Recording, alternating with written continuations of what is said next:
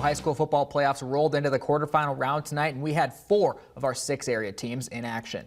And this starting here in Twin Falls, this will be their final home game of the season. They're taking on number 5 Century. In the first quarter here, Ty Hess hands off here to Jackson Saddleberg. He goes into the end zone there untouched to make it 7-0 Bruins. To the second, more Bruins running attack. This time it's Dax Payne turning on the Jets, and then like Saddleberg goes into the end zone there untouched. Twin Falls extends it to 14-0. Ensuing Diamondbacks drive here, Justice Mangum drops to pass, and Shepard, he just had the rushing touchdown, and now he's going to pick this one off and run it back to the house as well for the pick 6. Twin Falls went for 2 to get the momentum, and they would get it. They led at half 22-0. In the second, though, Century's defense held Twin Falls to 0 points. Their offense, though, was only able to muster this touchdown run as Mangum runs it in himself to make it 22-7, where that game would stay as Twin Falls moves into the state semifinals against Hillcrest by handing Century their first loss of the season.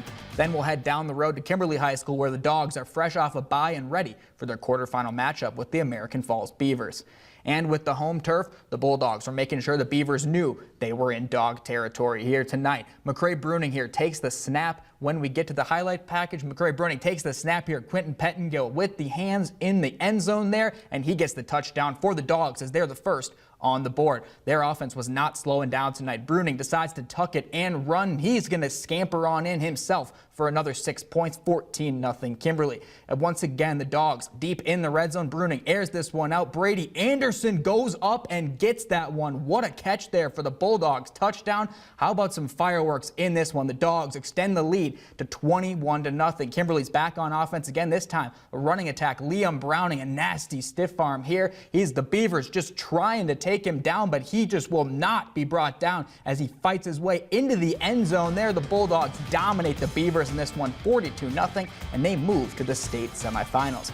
And in some more high school football action at 4A, the Buell Indians hit the road to take on the top seed Fruitland Grizzlies. They kept this game much closer than Fruitland would have liked, but ultimately the Indian season will come to an end in a 41-27 loss. To 2A, Hagerman traveled up to Lewiston to take on Logos and fell to the Knights for the second time this year, this time ending their season in a 66-14 defeat.